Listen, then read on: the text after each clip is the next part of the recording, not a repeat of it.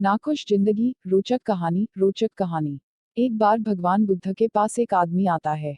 आदमी के चेहरे पर उदासी साफ साफ नजर आ रही थी। बुद्ध ने उसको देखते ही उससे पूछा, बताओ तुम्हारे दुख का कारण क्या है। आदमी बुद्ध के आगे हाथ जोड़ता है और कहता है, महात्मा जी, अपने जीवन से बिल्कुल निराश हो चुका हूँ। मेरे जीवन में कोई भी खुशी है ही नहीं। जो सोचता हूँ वह कभी होता ही नहीं। पढ़ाई कर रहा था तब सोचता था कि अच्छे से पढ़ाई करूंगा तो अच्छी नौकरी मिलेगी और ज्यादा पैसे कमाकर माँ बाप के लिए एक घोड़ा गाड़ी खरीद लूंगा। अपने पत्नी और बच्चों को प्रवास कराऊंगा। लेकिन अच्छे से पढ़ लिख कर भी नौकरी मिली तो सही, लेकिन इतने पैसे नहीं मिलते जिनसे यह सारी इच्छाएं पूरी कर सकूं। जैसे तैसे सिर्फ खाने पीने का इंतजाम हो पाता है। काम पर जाना और घर आना, बस यही मेरी जिंदगी बन चुकी है। आदमी की बातें सुनकर बुद्ध उसको पास के एक बगीचे के नजदीक लेकर गए। बुद्ध ने उस आदमी से कहा कि मैं तुम्हारी सारी समस्याओं का हल बता दूंगा, लेकिन उसके लिए तुम्हें मेरा एक कहा मानना होगा। आदमी ने कहा वह हर बात मानेगा।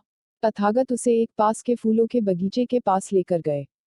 बुद्ध ने आदमी से कहा कि तुम इस बगीचे में जाओ और तुम्हें जो सबसे सुंदर फूल नजर आए उसे मेरे लिए तोड़ कर ले आओ। बस एक बात ध्यान में रखना कि तुमको बिल्कुल सीधे चलते हुए फूलों को देखना है और जो फूल सुंदर लगे उसे चुनकर लाना है। एक बार जिस फूल के आगे तुम निकल गए उसे तुम पीछे मुड़कर नहीं तोड़ सकते। आदमी बुद्ध की बात ध्यान से समझने के बाद बगीचे में गया। आदमी को बगीचे में प्रवेश करते ही कई सारे सुंदर फूल दिखाई दिए। लेकिन आदमी ने उनमें से एक भी फूल नहीं तोड़ा, क्योंकि उसे विचार आया कि हो सकता है आगे इनसे भी ज्यादा सुंदर फूल मिले। अधिक सुंदर फूल की आशा में आदमी बगीचे के अंतिम छोर तक पहुंच गया। अब हालत यह थी कि बगीचे के अंतिम छोर पर कुछ फूल तो थे, लेकिन सारे सूखे हुए थे। आदमी को काफी पछतावा हुआ कि उसने पहले ही कोई सुंदर फूल क्यों नहीं तोड़ लिया। उस आदमी के पास अब सूखे हुए फूल में से फूल तोड़ने के अलावा कोई रास्ता नहीं बचा था। उसने एक सूखा फूल तोड़ा और बुद्ध के पास वापस लौटा।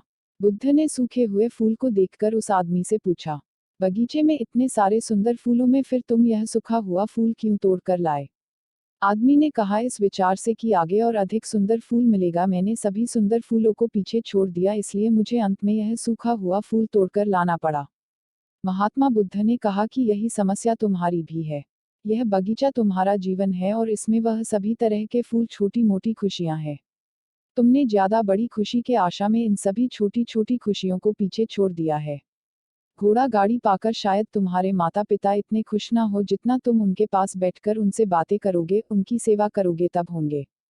किसी बड़े पर्यटन स्थल पर जाकर तुम्हारे बीवी बच्चे खुश हो सकते हैं, लेकिन उससे भी ज्यादा खुश वो तब होंगे जब तुम उनके साथ समय बिताओगे, उनसे प्यारी बातें करोगे, उनके साथ खेलोगे, उनके साथ अपने मन की बातें साझा करोगे।